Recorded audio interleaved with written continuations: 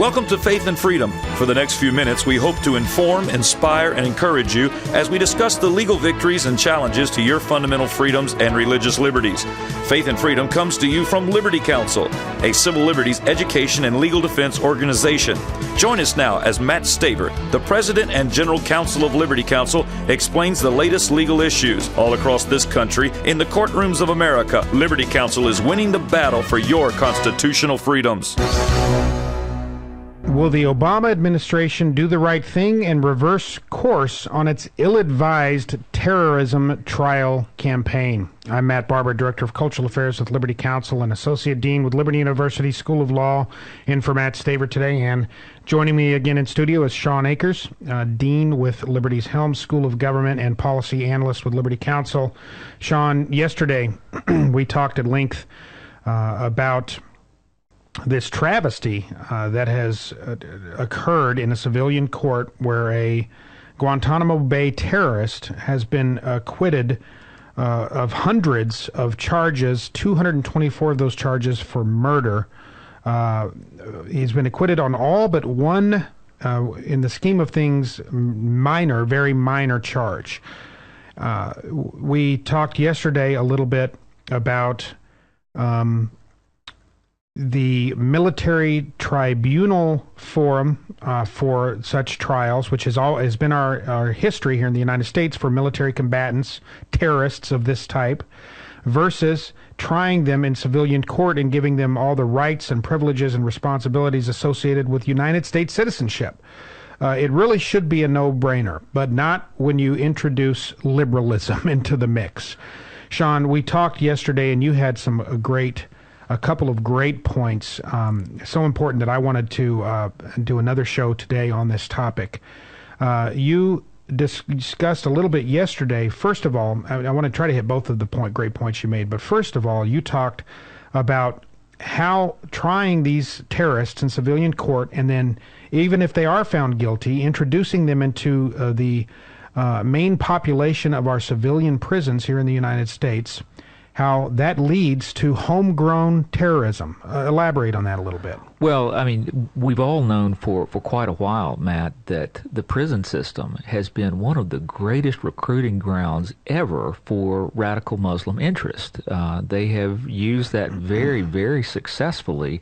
So when we bring them back to United States soil, try them in a civilian court, and then turn them out into a population of our citizens here in the United States, you're really giving them the key to proliferation. You're talking about people who are willing to die. They are willing to blow themselves up to make their point, and you just agreed that we're going to cover 3 square meals a day, we're going to put a roof over your head, and we're going to give you access to criminal minds who would love to buy in, or at least a very verifiable portion would love to buy in to your line of thinking. You are creating American jihads this way. You are creating American Talibans this way. So yet again, the lunacy of treating someone who attacks Americans and American interest on foreign soil as if they were Americans committing a crime in America makes no practical sense at all.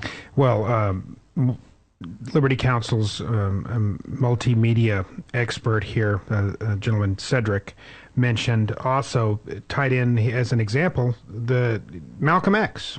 What happened with Malcolm X in prison? Now, Malcolm X was not an Al-Qaeda terrorist, didn't go blow himself up or anything, but he was a radical Muslim, joined the Nation of Islam, and he was essentially recruited. The seed was planted and watered while he was in prison. Well, that's exactly right. When he was placed in prison after experiencing quite frankly, a very tough life. He was in a position to be influenced. That's often happens when you are. That's why we have a number of kinds of conversions with people that are in prison. He came across a man by the name of Elijah Muhammad that brought him into the Muslim movement in the United States, and it stuck. And you saw what could happen from that. Under a very charismatic person like Malcolm X, it proliferated greatly. Now, that was a different brand than we're talking about Yeah. here with these radical Islamics that are carrying on this kind of terrorism. It was a little different issue, but the point is still made. If we allow them to come in contact and to make a disciple of even one very charismatic American, you could turn out literally hundreds or thousands of converts to a new movement. Well, what a rich breeding ground for such activity. You already have a population of individuals who are, the vast majority of them, certainly in a violent situation, many of them having engaged in violence and being violent individuals.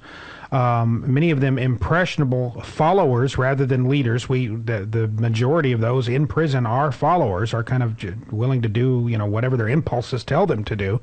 So then we have a situation, you're right, where a charismatic, a talented person can come in and recruit somebody like, perhaps Galani, when he goes into prison, and out come the homegrown domestic radical Muslim terrorists.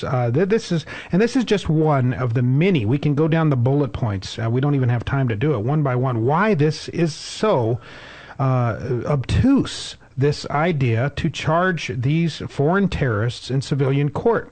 Shawn, you mentioned another one of those bullet points that I think bears addressing. And that is, what happens to the jury? When we were talking the other day, you talked about what happens when it's with the mafia, with the mob. Witnesses are often intimidated, killed.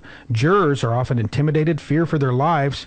Draw that analogy. Well, we've seen that for years, Matt. It's no hidden secret that many a mobster have been acquitted because they got to the jury, because the jury has the sense to stop and put it on the plate. We've all got to put ourselves in that position. If you're sitting on a jury and you think my family may be harmed, or I can be politically correct and do something that I can't really be charged with anyway, so you acquit. It's pretty plain and simple.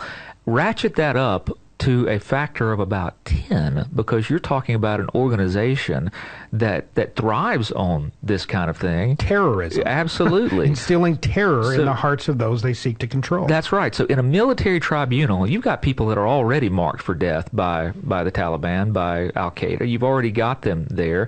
They're doing their duty as a part of the United States military, charged with putting themselves in the line of fire to protect us, versus going to a group of civilians and saying, I'd like you to stand up and acquit a member of Al-Qaeda. I don't know about everybody else, but that seems like something that would make the average American fairly uncomfortable that retribution could follow. Well, the fact that Galani was acquitted of 284 of 285 right, charges, yeah. 224 of those being for murder. Their blood cries out for justice. Justice was not served. Eric Holder, Attorney General Eric Holder, promised that losing was not an option. You hate to use the word foolish, but this is a foolish strategy. It has proven itself a foolish strategy. The evidence beyond a reasonable doubt is on display by this injustice that has occurred here now. President Obama needs to show a little intestinal fortitude here and reverse course. He continues to make mistake after mistake. He continues to undermine national security. He continues to embarrass this nation and create an impression that this nation is weaker than it actually is. And, you've heard the expression, Shawn, you're only as strong as your weakest link, as any group of people. You're only as strong as your weakest link.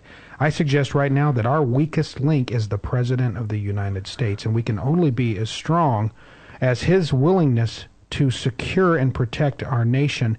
He has shown that he is not willing to take the steps necessary to do that he, on so many issues, this included, prefers to put radical leftist ideology above the things that really matter.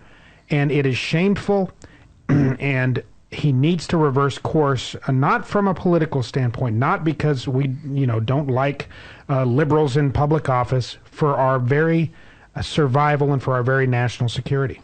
And he needs to reverse course now. If this was a test case for future cases like bringing over, for instance, Khalid Sheikh Mohammed, then it failed 284 to 1. It should be reversed immediately. I mean, the equivalency of this would bringing Khalid Sheikh Mohammed over and acquitting him of everything but maybe identity theft. I mean, that's really the kind of thing that we're looking at here. Yeah.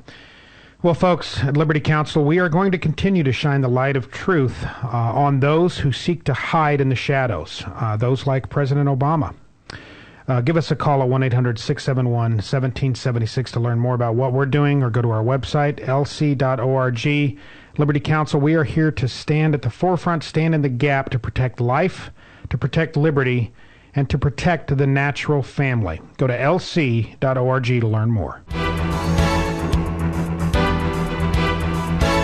You have been listening to Matt Staver of Liberty Counsel. Our hope is to encourage and inspire you to stand up for your faith, family, and freedoms. We can accomplish a lot when we work together. Get informed and get involved today. Sign up for our free monthly newsletter, The Liberator. We will send it out to you free of charge. Stay informed with our Liberty Alert email update. Just click on the website at www.lc.org or call us at 1-800-671-1776. Tune in next time to learn more about your rights right here on Faith and Freedom.